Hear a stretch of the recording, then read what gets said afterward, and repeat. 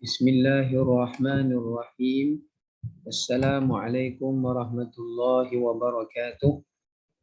Alhamdulillahi rabbil alamin wa bihi nasta'in. Wassalatu wassalamu ala asyrafil mursalin wa ala alihi wa ashabihi ajma'in. Qala rabbi shrah lana sudurana wa yassir lana umurana wahlul 'uqdatam min alsinatina yafqahu qawlana. Allahumma rabbi yassir wa la tu'assir. Rabbi tammim bil khair. Amma ba'd. Alhamdulillah, kita rafa'kan puji dan syukur kepada Allah Ta'ala di atas segala rahmat dan kurniaannya. Pada petang ini kita masih lagi diberikan kehidupan, kesihatan dan keafiatan oleh Allah Subhanahu Wa Ta'ala untuk dapat sama-sama kita menyambung kembali kelas tafsir dan tadabbur kita pada petang ini. Dan insya-Allah untuk petang ini kita akan menyambung semula untuk ayat keberapa ya? 11. Bukan, sorry. Ayat Kita dah habis 14 ke Ustaz? Belajar. Ayat Minggu lepas ayat 14. Ayat 14 Ustaz. 14 belum habis kan? Sampai ke tadabbur Satu lagi kan? Jenis hati yang mematikan. hati yang Penyakit mati dan Tapi kotor. tak habis lagi tu hati tu. Sampai nombor berapa hati tu? 3. Jenis hati yang kotor. Jenis hati yang kotor. Yang sampai 3 Ustaz. Okey, baik. Kita sambung yang keempat ni ya. Okey. Antara hati yang mematikan yang disebutkan dalam Quran adalah hati yang ragu-ragu. Yang mana Allah Ta'ala sebut hati yang seperti ini sentiasa meragukan kebenaran. Hati yang sentiasa meragukan janji Allah, kurniaannya, balasannya. Ini yang Allah Ta'ala sebut di dalam firman Allah, golongan al-murtabun. Dengar betul-betul ya. Petang ni bukan murtabak pula ya. Al-murtabun, iaitu golongan orang-orang yang sentiasa meragukan janji Allah dan apa yang diperintahkan oleh Rasulnya. Ini yang disebutkan sebagai golongan orang-orang yang mati hatinya, iaitu di kalangan orang-orang munafiqin. Ya, kalangan golongan al-munafiqin. Baik. Misalnya kalau kita tengok dalam Al-Quranul Karim, Allah Subhanahu Wa Ta'ala ada menyebutkan beberapa kali mengenai golongan-golongan yang seperti ini. Ya, umpama contohnya kita boleh lihat bagaimana Allah Subhanahu Wa Ta'ala menyebutkan dalam surah Saba, kanu fi syakkim murib. Allah panggil juga mereka dengan panggilan murib. Murib ni orang yang ragu-ragu. Sama juga dalam surah Qaf pada ayat 25, Allah menyebutkan manna'il lil khair mu'tadim murib. Mereka ni orang yang tak suka buat kebaikan, melampau batas ketika berbuat kejahatan dan sentiasa berada dalam keraguan, kata Allah. Ya. Baik, kemudian juga Allah sebut dalam surah Fussilat pada ayat 45 pun sama juga Allah menyebutkan hal yang sama. Yang kelima adalah hati yang suka bersangka buruk kepada Allah. Hati yang sentiasa bersangka buruk kepada takdir Allah, suka bersangka buruk dengan ujian Allah, suka bersangka buruk dengan kurniaan Allah. Maka hal-hal yang seperti ini boleh membawa kepada matinya hati, rosaknya hati atau kerasnya hati. Maka ini menunjukkan kepada kita bagaimana Hati ini dia boleh menjadi mati, dia boleh menjadi keras dan dia boleh menjadi tidak hidup disebabkan kerana sangkaan yang buruk kepada Allah. Kita boleh tengok seperti mana Allah cerita tentang sikap orang munafik dan orang kafir. Bila mereka dapat nikmat, ketika mana mereka berada dalam kekufuran, mereka berkata Allah menyayangi mereka. Kerana mereka kafir pun, mereka syirik pun, mereka buat maksiat pun, Allah masih mengurniakan pada mereka nikmat. Allah masih mengurniakan pada mereka kekayaan dan segala kecukupan. Begitu juga apabila Allah berikan kesusahan kepada orang beriman, mereka bersangka buruk dengan mengatakan bahawasanya orang beriman itulah yang dibenci oleh Allah sebenarnya. Ini kita boleh tengok dalam surah Al-Imran. Bagaimana Allah cerita, demikian juga sifat orang munafik bila mereka nak pergi perang, mereka bersangka buruk kepada Allah yang Allah tidak akan memberikan kepada mereka kemenangan kepada orang Islam. Surah Al-Imran ayat 154, Allah menyatakan yadhunnuna billah ghairal haqqi dhannal jahiliyah.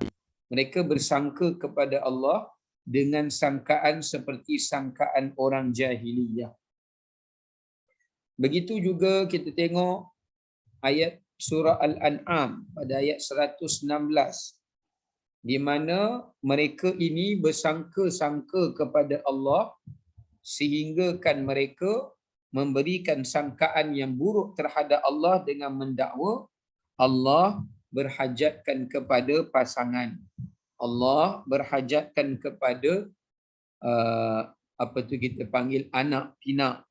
Allah berhajatkan kepada pembantu, sehingga mereka mendakwa Allah mempunyai keluarga, mempunyai isteri dan juga mempunyai penolong, mempunyai sekutu atas sangkaan buruk mereka yang mereka sangkakan kepada Allah. Ini boleh tengok Allah sebut di dalam surah Al-An'am ayat 148. Allah kata in tattabi'una illa dhann. Apa yang mereka dakwa Allah perlu sekutulah, Allah perlu temanlah, Allah perlu pembantulah, itu semua sangkaan buruk mereka kepada Allah. Demikian juga sangkaan buruk mereka kepada para nabi dan rasul. Apabila mereka melihat ada sebahagian peperangan yang Nabi SAW tewas, lalu mereka bersangka buruk yang Nabi SAW ini bukanlah Rasul yang sebenarnya, kerana Allah tidak memberi pertolongan kepada Rasulnya. Ini hati yang bersangka buruk kepada Allah. Ya. Sebab tu kita kena jauhkan diri kita daripada tergolong di kalangan golongan yang mudah bersangka buruk pada Allah, sama ada ketika kita diberikan musibah atau sebagainya. Yang keenam, hasad dan haqad.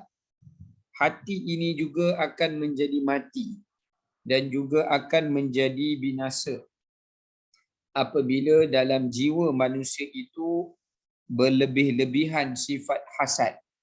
Ini Allah Ta'ala sendiri ceritakan di dalam Al-Quran bagaimana golongan Yahudi dan Nasara di kalangan ahli kitab, mereka itu telah pun mati hatinya dan terkunci hatinya daripada petunjuk Allah disebabkan kerana hasadnya mereka kepada orang-orang yang beriman. Hasadnya mereka kepada Nabi SAW. Hasadnya mereka kepada para sahabat. Ini Allah sendiri sebut dalam Quran dan suratul Baqarah ayat 109. Allah menyatakan wadda kathirun min ahlil kitab law yaruddunakum min ba'di imanikum kuffaran hasada. Kata Allah, kebanyakan di kalangan ahli kitab itu, mereka sangat menginginkan setelah kamu beriman, kamu kembali kepada kufur. Dia nak orang yang masuk Islam ni kufur balik. Sebab apa dia nak orang Islam kufur balik? Sebab perasaan hasad. Perasaan hasad yang ada dalam diri mereka apabila mereka melihat umat Nabi SAW ni taat kepada Rasulnya. Mereka cemburu dan hasad melihat umat Nabi ni setia kepada Nabinya. Tidak seperti mereka dahulu yang selalu menyakiti Nabi Musa dan mengingkari Nabi Musa alaihi salam. Dan mereka berhasad apabila melihat ramainya orang beriman dan mereka ingin orang-orang beriman itu kembali kepada kekufuran seperti mana diri mereka yang kembali kepada kekufuran daripada ajaran Nabi dan Rasul mereka. Sama juga kita tengok dalam surah An-Nisa yang mana Allah sebutkan dalam ayat 54, am yahsudunan nasa ala ma atahumullahu min fadlih. Allah menyatakan, tidakkah kamu melihat bagaimana manusia itu merasa hasad. Manusia itu kembali kepada ahli kitab Yahudi dan Nasara. Mereka bersifat hasad dengan apa kelebihan yang telah Allah berikan kepada Nabi Muhammad SAW. Maksudnya bila mereka tengok Allah bagi kepada umat Nabi SAW beberapa kelebihan, keistimewaan yang Allah tak bagi kepada umat Nabi-Nabi yang terdahulu, mereka menjadi hasad. Seperti mana dalam hadis Nabi SAW, Nabi bersabda ada 3 perkara yang dihasadkan oleh orang Yahudi. Yang pertama adalah ucapan salam. Orang Yahudi ni bila tengok umat Nabi suka bagi salam, jumpa orang bagi salam, oh dia suka hasad.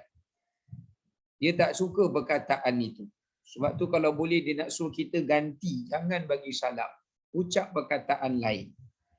Ya. Sebab ucapan tu adalah ucapan ahli syurga. Adalah ucapan ahli syurga. Yang kedua, mereka tak suka apabila cemburu dan hasad apabila orang Islam berdoa lalu mereka menyebut amin.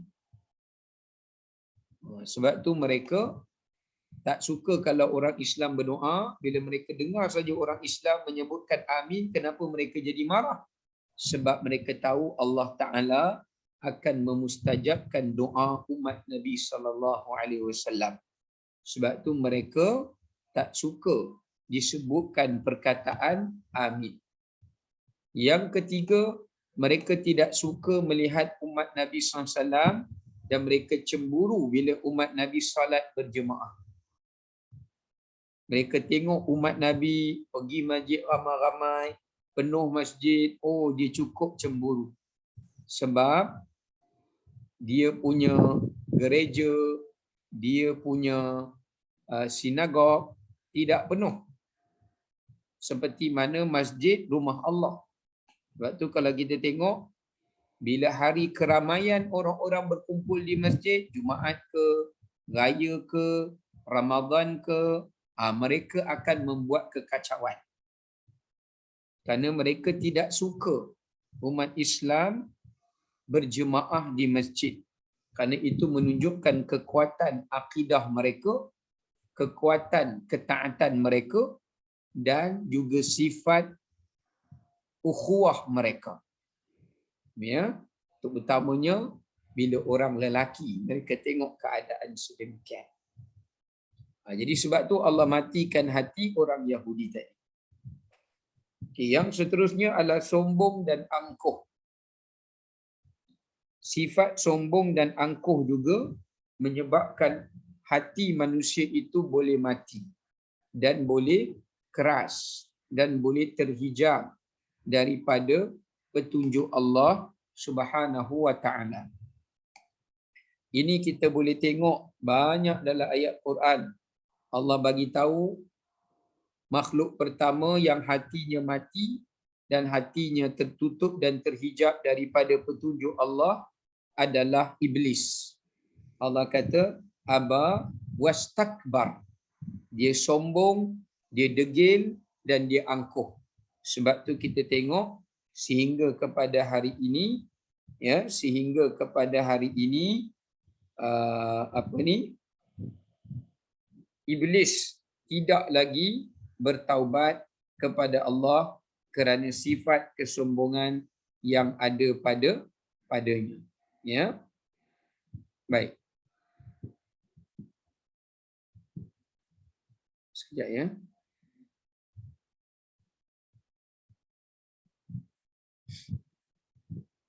Sekejap. Hilang pula nota saya ni, kejap ya.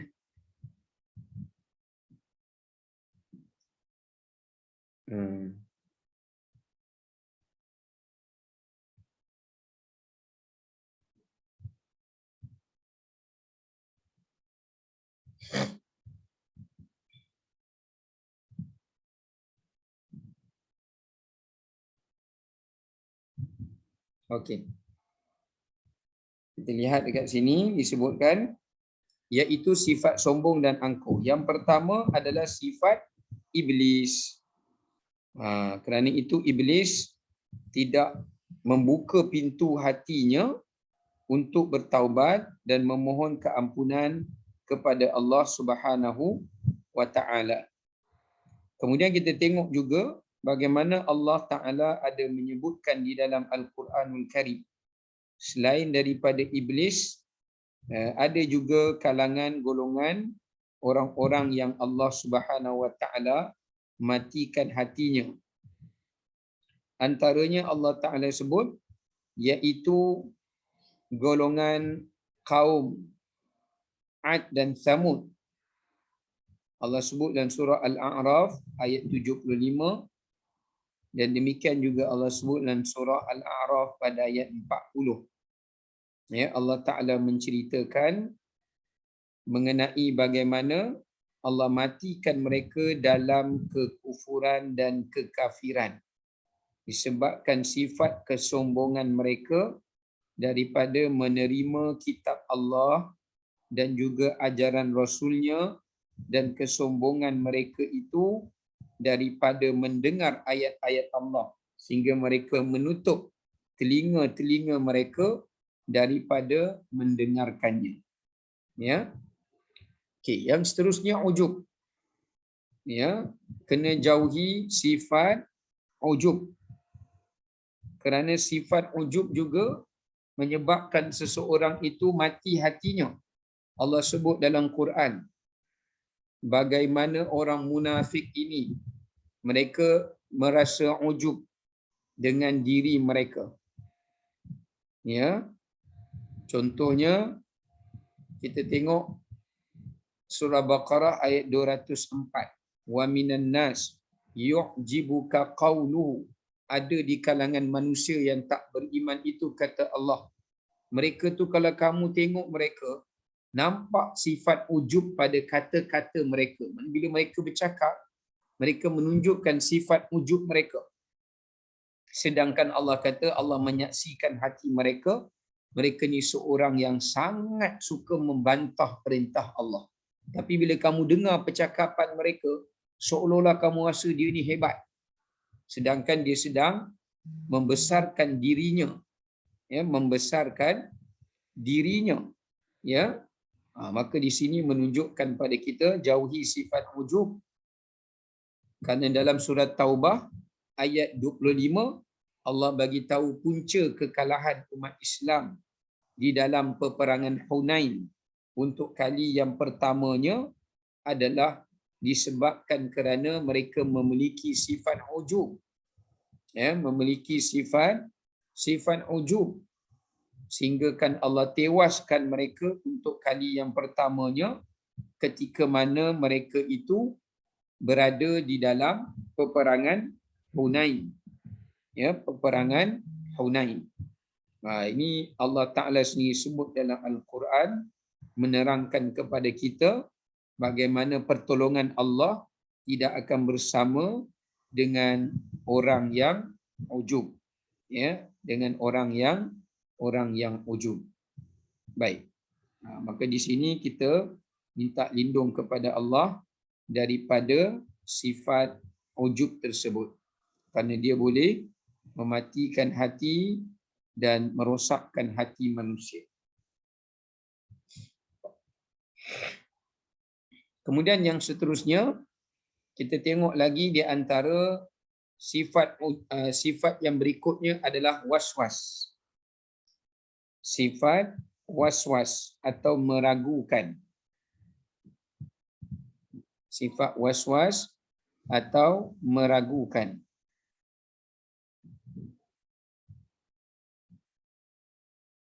Di mana sifat ini menunjukkan kepada kita waswas ni adalah orang-orang yang sentiasa mendapat bisikan-bisikan yang jahat. Bisikan-bisikan yang jahat. Sehingga kan dia mendengar dan meyakini bisikan itu dan menyebabkan hatinya mati. Ini yang Allah Ta'ala sebutkan di dalam firman Allah Subhanahu Wa Ta'ala. Allah ingatkan kepada kita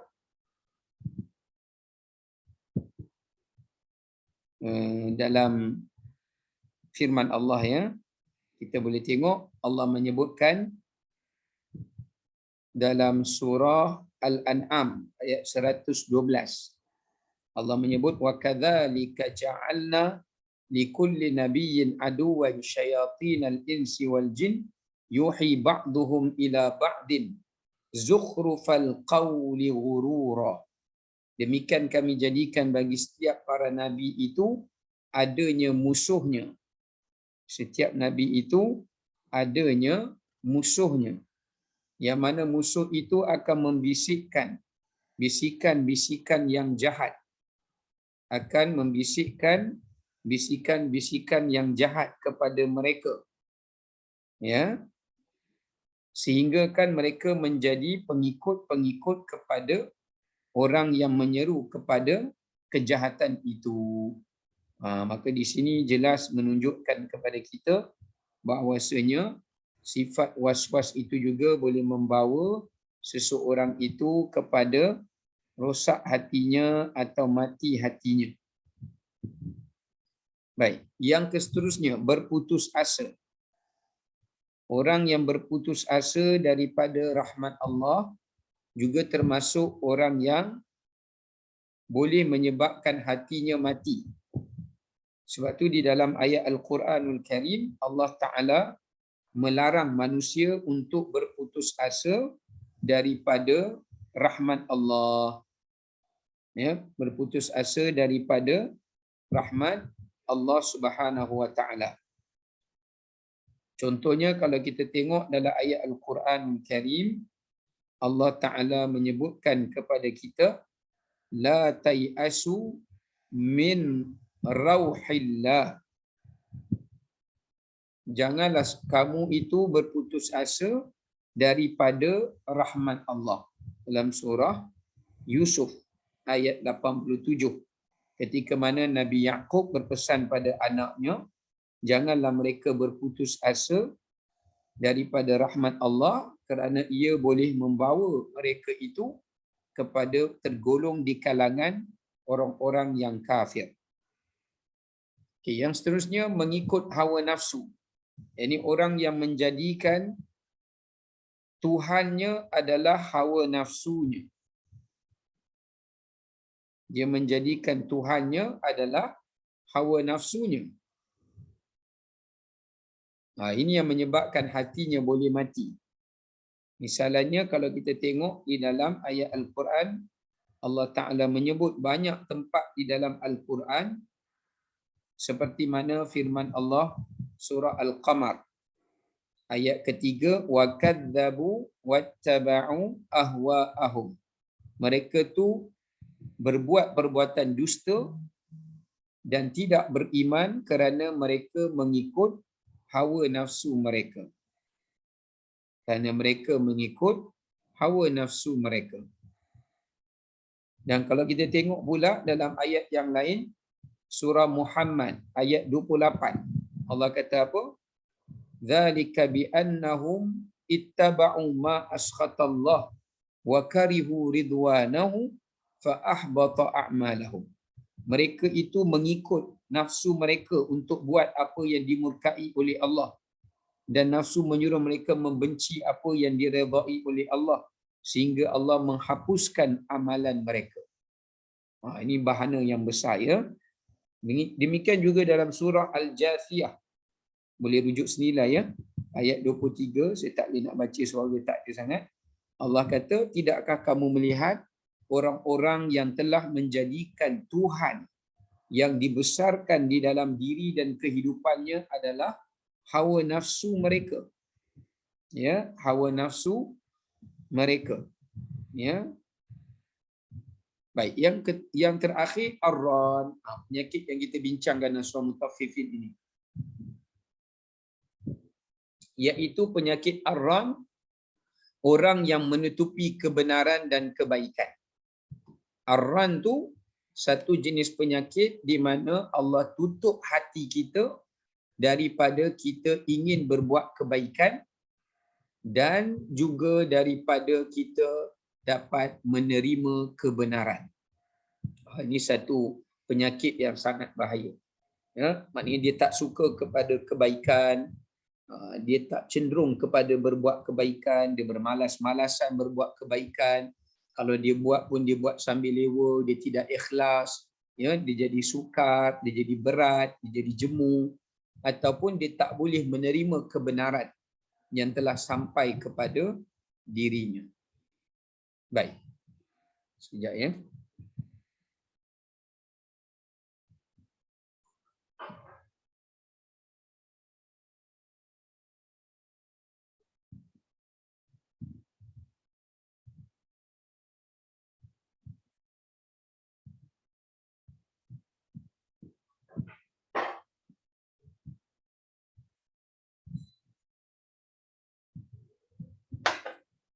Seterusnya kita sambung pada ayat ke-15. Allah Ta'ala berfirman, kalla innahum an rabbihim yawma idzin lamahjubun. Jangan lagi mereka berbuat seperti itu. Allah kata jangan mereka melampau batas yang kita bincang sebelum ini, berterusan berbuat dosa. Kerana nanti hati mereka akan tertimpa penyakit ar-ran. Kemudian Allah kata kalau mereka masih ingkar, buat juga seperti itu, Allah akan timpakan mereka apa dia? Mereka pada hari itu. Hari itu tu hari apa? Nanti kita tengok tafsirat ulama. Tetap terdinding dari rahmat Tuhannya. Okay, di sini ulama menafsirkan dengan dua tafsiran. Kalaulah mereka tetap ingkar, melakukan dosa, melazimi kekufuran, kemaksiatan, sehingga hati mereka diikat dengan belenggu, yakni belenggu daripada kekotoran hati mereka, sehingga mereka tak dapat petunjuk dan hidayah. Kesan dia apa dia? Kesan dia, kata para ulama, iaitu Allah Subhanahu Wa Taala akan menghijabkan mereka. Apa makna hijab? Menghalang. Allah akan menghijab, menghalang mereka daripada mendapat yang pertama pada hari itu adalah merujuk kepada hari kematian mereka. Maksudnya pada hari mereka mati itu, Allah akan hijabkan daripada mereka mendapat hidayah, daripada mereka bertaubat. Maksudnya mereka tidak akan bertaubat sehingga matinya mereka. Ya, mereka takkan bertaubat sehingga matinya mereka. Demikian juga mereka tidak akan beriman sehingga matinya mereka. Ya.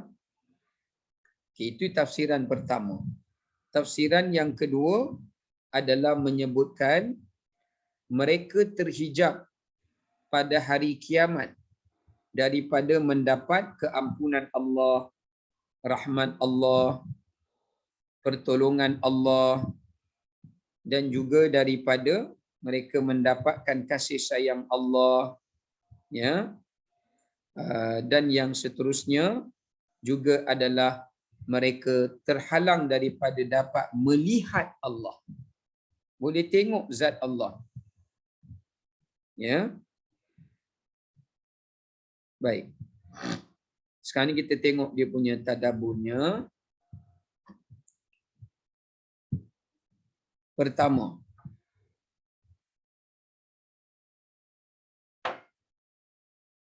pengajaran dekat sini, halangan dan sekatan ke atas orang kafir. Mahjub, hijab. Allah bagi tahu apakah bentuk halangan dan sekatan yang Allah berikan pada orang kafir pada hari kiamat sebagai azab dan balasan.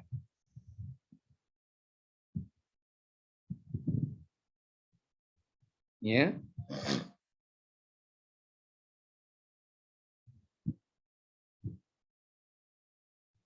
Yang pertama, halangan dari rahmat Allah. Ini halangan yang pertama yang Allah Ta'ala tutup kepada orang-orang kafir. Mereka sama sekali tidak akan mendapat rahmat. Apa itu rahmat? Rahmat ni maknanya kasih sayang. Kasih Allah. Cinta Allah. Redha Allah. Itu rahmat. Jadi mereka tak akan mendapatkannya pada hari kiamat sama sekali.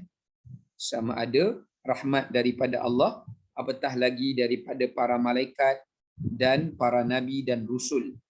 Dan pada hari itu tidak ada rahmat yang lebih agung melainkan rahmat Allah Subhanahu wa taala. Yang kedua, halangan daripada mendapat keampunan. Halangan daripada mendapat keampunan.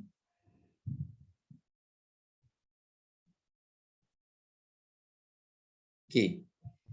Mendapat keampunan maknanya mereka tidak akan mendapat sama sekali keampunan, penghapusan dosa, pengguguran dosa daripada Allah Subhanahu Wa Taala sama sekali. Maksudnya Allah Taala tidak akan mengampuni dosa mereka pada hari kiamat, walaupun mereka menginginkan agar dosa mereka ditanggung oleh anak-anak mereka. Mereka menginginkan dosa mereka itu ditanggung oleh pengikut-pengikut mereka, atau mereka ingin dosa mereka itu ditanggung oleh teman-teman dan sahabat-sahabat mereka. Semua ini tidak akan berlaku sama sekali. Ya, tidak, yang mengaku sama sekali, mereka sama sekali tidak akan dapat menebusnya pada hari kiamat. Maksudnya tidak akan ada orang menanggung, tidak akan dapat ditebus, tidak ada orang yang boleh memberikan keampunan melainkan keampunan Allah Subhanahu Wa Taala. Itu adalah sebagai hukuman Allah dan balasan kepada mereka. Yang ketiga, halangan dari tebusan. Mereka sama sekali tidak akan mendapat tebusan. Tebusan ni namanya adil. Adil ni yang pertama, iaitu bukan keadilan, ya. Allah tetap mengadili mereka dengan adil. Tapi adlun ni yang Allah sebut wala yuqbalu minha adlun, tu maknanya mereka sama sekali tidak akan dapat menebus diri mereka. Pertama, mereka nak tebus diri mereka dengan kekayaan mereka. Ini Allah kata dalam Quran. Kalaulah mereka himpunkan emas sebesar bumi dan langit pun untuk tebus diri mereka daripada masuk neraka, Allah takkan menerima cagaran tebusan mereka itu. Orang kafir, dia cakap ke Allah, boleh tak saya nak tebus diri saya daripada masuk neraka dengan saya bayar ke Allah? Allah kata, tak, kami tak terima bayaran. Kerana nilai duit, nilai dunia sekarang dah tak bernilai dah. Ya, melainkan kamu kena masuk juga dalam neraka. Lalu kedua, lepas mereka cuba dengan harta tak dapat, mereka cuba dengan kedudukan mereka. Baiklah, kami tidak akan mengaku diri kami raja lagi, penguasa lagi, pemimpin lagi, ketua lagi, asalkan kami dilepaskan daripada neraka. Allah tak terima juga. Yang ketiga, mereka minta ditebus diri mereka dengan pengikut-pengikut mereka. Mereka akan cari pengikut mereka ketika di dunia dahulu. Jadi mereka akan minta pengikut mereka ini gantikan tempat mereka di dalam neraka.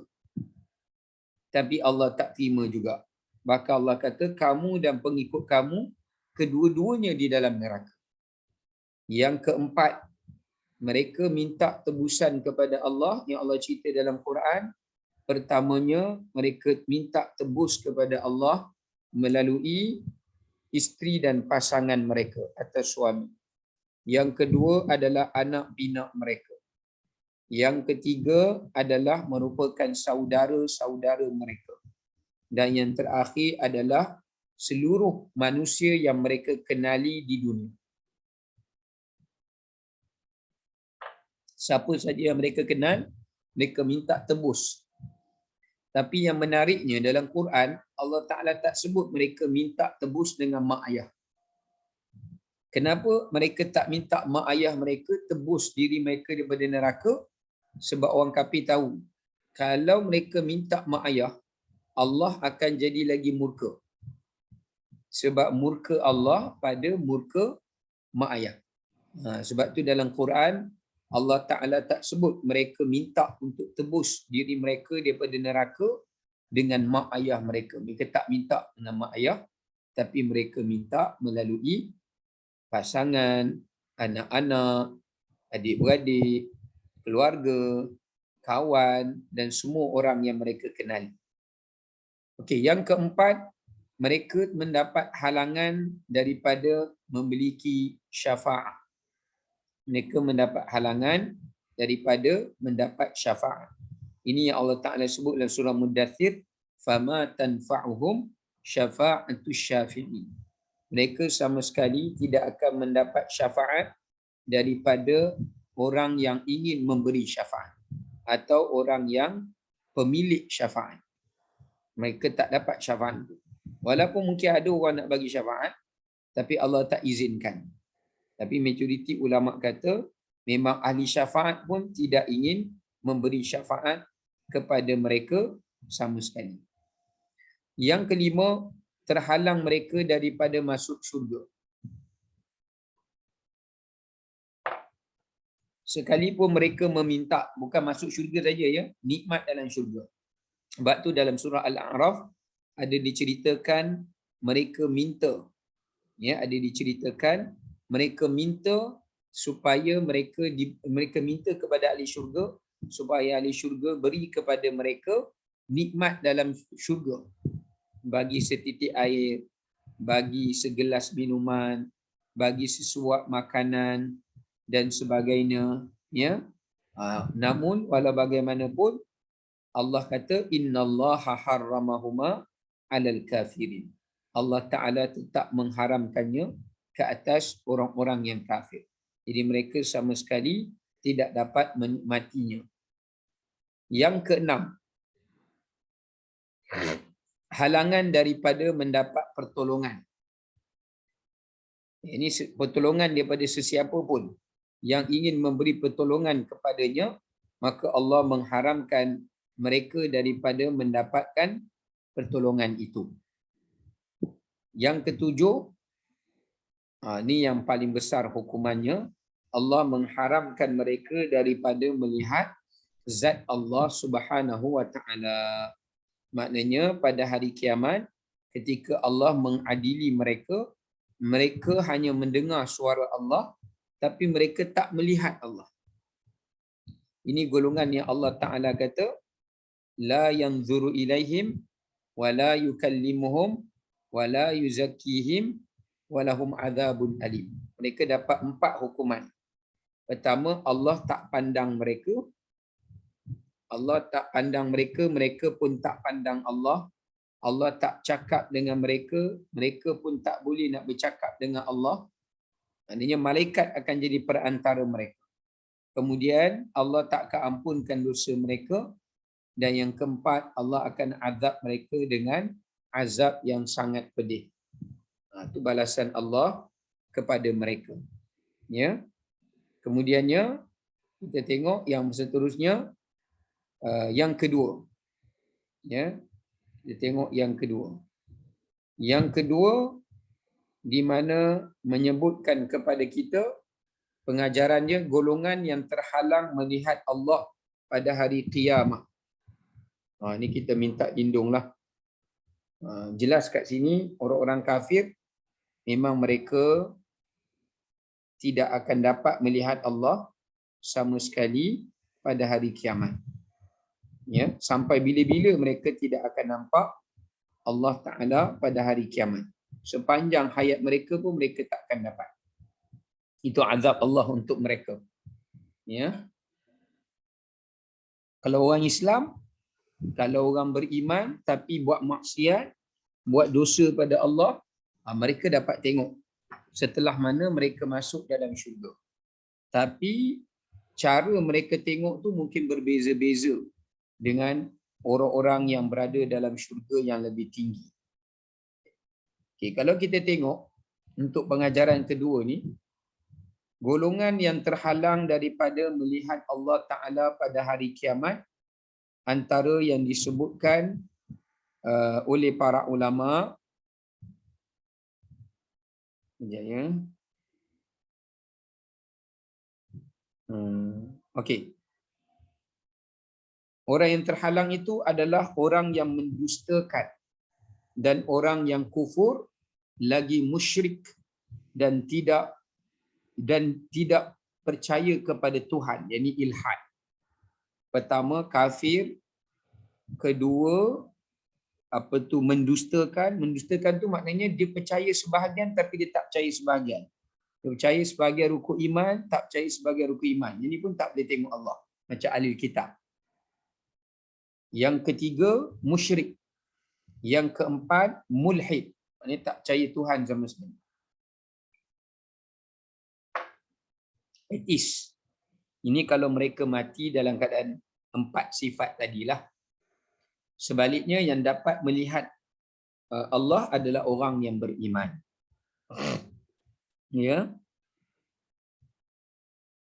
So ada 4 golongan tadi. Yang seterusnya, golongan yang tidak mahu bertafakur dan mengambil pengajaran daripada ciptaan Allah dan ayat-ayatnya serta berpaling daripadanya. Ini pun tak dapat tengok Allah pada hari kiamat. Tak percaya kita Allah, tak percaya kejadian ni Allah buat, kata jadi dengan sendirilah, secara saintifik lah, dan berpaling daripada perintah Allah Subhanahu Wa Taala kerana kesombongan, menghinakan, meremehkan. Ini juga golongan yang terhalang daripada melihat zat Allah Ta'ala di padang mahsyar. Sebab manusia ni boleh tengok Allah 2 tempat mengikut para ulama. Pertama di mahsyar, kedua di syurga. Cuma di mahsyar tu dia tengok daripada jarak yang tersangat jauh. Tapi di syurga ditengok dengan jarak yang dekat tanpa ada halangan. Yang seterusnya adalah orang yang tidak mengharapkan dalam ibadatnya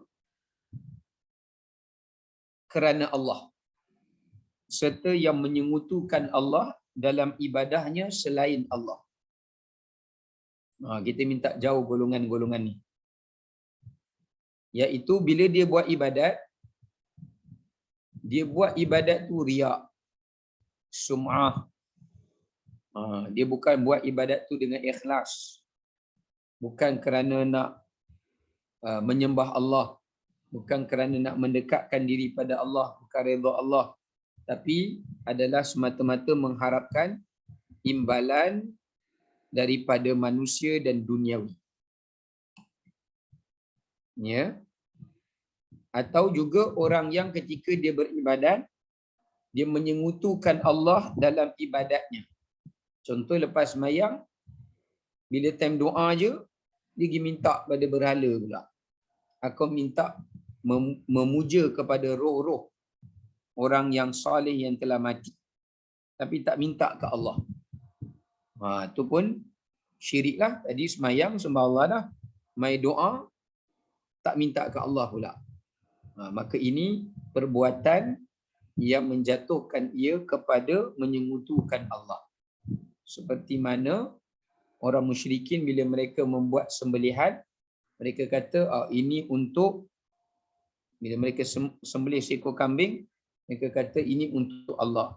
Bila mereka sembelih satu lagi, mereka kata ini untuk berhala. Jadi Allah pun perlu dia kata, berhala pun perlu dia kata. Maka ini adalah orang yang menyengutukan Allah di dalam ibadat dia.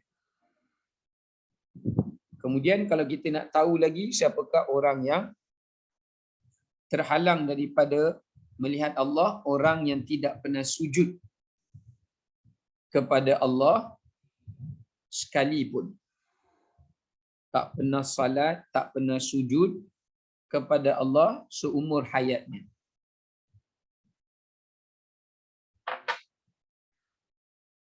Seumur hayatnya. Dia kafir, orang kafir memang tak semayang lah semua hayat dia. Ya. Jadi itu juga termasuk perbuatan yang menyebabkan seseorang itu terhijabnya ia daripada melihat Allah Ta'ala pada hari qiyamah. Baik. Yang seterusnya,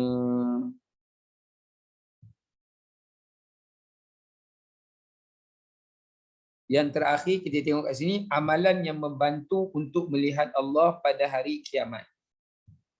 Kita nak fokus tentang beberapa amalan yang membantu kita. Memang kita akan dapat melihat Allah untuk orang beriman, tapi yang kita nak sebut kat sini dalam syurga. Ya, mereka melihat Allah dengan penglihatan yang berbeza-beza. Sebab tu Nabi pernah ditanya, apakah kita akan melihat Allah? Wujuhu yawma idzin nadhirah ila rabbiha nadhirah. Wajah orang ahli syurga ni bila tengok Allah, dia akan bercahaya, wajah mereka akan jadi lebih cantik, lebih indah, lebih elok. Ya. Maknanya setiap kali ahli syurga tengok Allah, wajah mereka akan jadi lebih baik daripada sebelumnya. Berapa kali tengok Allah dalam syurga? Nabi kata 2 kali sehari. Nabi kata tengok Allah pada waktu pagi dan tengok Allah pada waktu petang di dalam syurga. Dalam syurga 2 kali seseorang tu akan melihat Allah Ta'ala. Waktu pagi Allah singkapkan hijab, boleh tengok. Waktu petang. Okay, sekarang kita nak tengok apakah amalannya. Saya tak sempat nak senaraikan dalam nota ni, minta maaf. Sebab nak taip banyak pula ya. Yang pertama, antara amalan yang disebutkan oleh para ulama daripada amalan yang membantu seseorang melihat Allah adalah orang yang beriman dan membenarkan keimanannya. Orang yang beriman dan membenarkan keimanannya kepada Allah.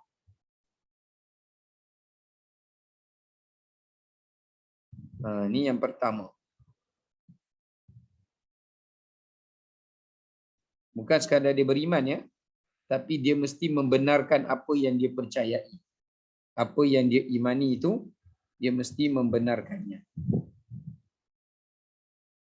Okey, seterusnya iaitu ini lagi, orang yang berbuat ihsan. Yang kedua ihsan ya. Ihsan tu maknanya apa? Iaitu apabila dia merasakan dirinya sentiasa diawasi oleh Allah. Dia duduk kat mana-mana pun dia rasa Allah Ta'ala menyaksikan dia. Mendengar perkataan dia. Apa yang dia bisik, apa yang dia sorok, apa yang disembunyikan.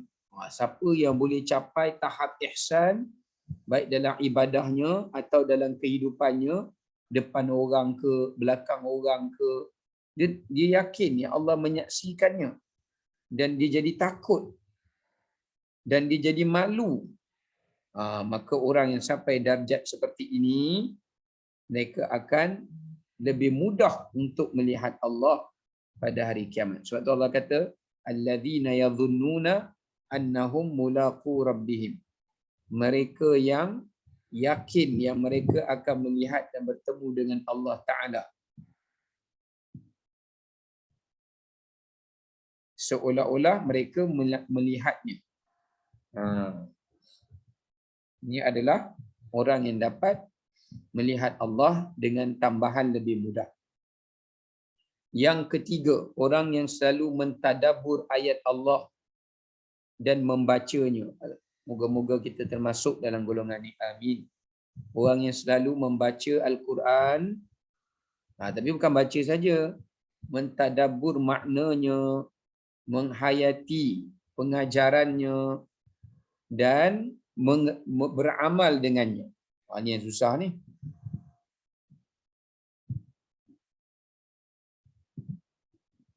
Itu berdasarkan tafsiran para ulama kepada surah Ar-Ra'd ayat yang kedua.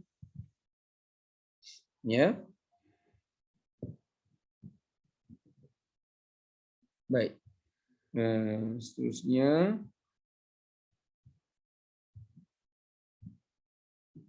Demikian juga dalam surah Muhammad pada ayat 24-nya.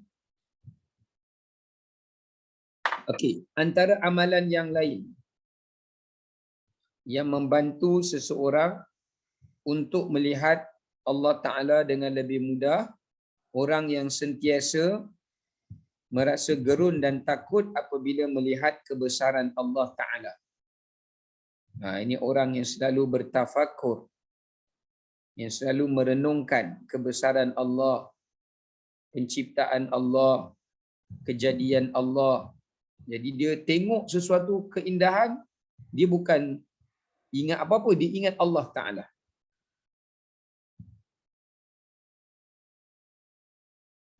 Ya. Seterusnya, orang yang ikhlas dalam ibadahnya dan dalam amalannya.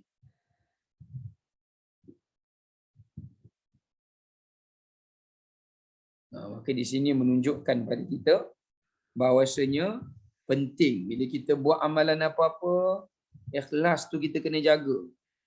Kalau kita nak tengok Allah dalam keadaan yang jelas, nyata, terang, jadi kita kena pastikan apa pun amalan yang kita buat, ikhlaskan kepada Allah. Ikhlaskan kepada Allah Ta'ala. Jangan biarkan amalan kita ada yang dengan tujuan selain daripada Allah, riak, menunjuk, mengungkit dan sebagainya. Okey, seterusnya. Nak melihat Allah adalah orang-orang yang khusyuk di dalam salat. Masya-Allah. Betul, Allah kata alladzina Allah kata wa innaha lakabiratun illa 'alal khashi'in alladzina yadhunnuna annahum mulaqu rabbihim wa annahum ilaihi raji'un. Allah kata minta tolonglah dengan salat dan sabar. Kerana salat dan sabar ni berat melainkan pada orang yang khusyuk. Orang yang khusyuk ni Allah kata, Allah sambung ayat lepas tu 46, adalah orang yang memang nak jumpa Allah. Dia nak tengok Allah. Sebab tu bila dia semayang, dia khusyuk. Sebab dalam semayang tak boleh tengok Allah.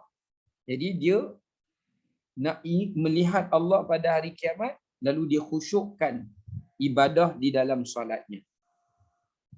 Ibadah dalam solatnya. Ya. Baik. Itu antara yang dapat kita kongsikan untuk petang ini. InsyaAllah kita akan sambung sikit lagi beberapa amalan yang membantu untuk kita dipermudahkan melihat Allah Ta'ala pada hari kiamat insyaAllah. Allahu a'lam bishawab. Assalamualaikum warahmatullahi wabarakatuh. Waalaikumsalam. Terima kasih Ustaz. Terima kasih Ustaz. Waalaikumsalam. Terima kasih Ustaz. Waalaikumsalam Ustaz. Terima kasih, Terima Ustaz. kasih. Terima kasih Ustaz. Terima kasih Ustaz.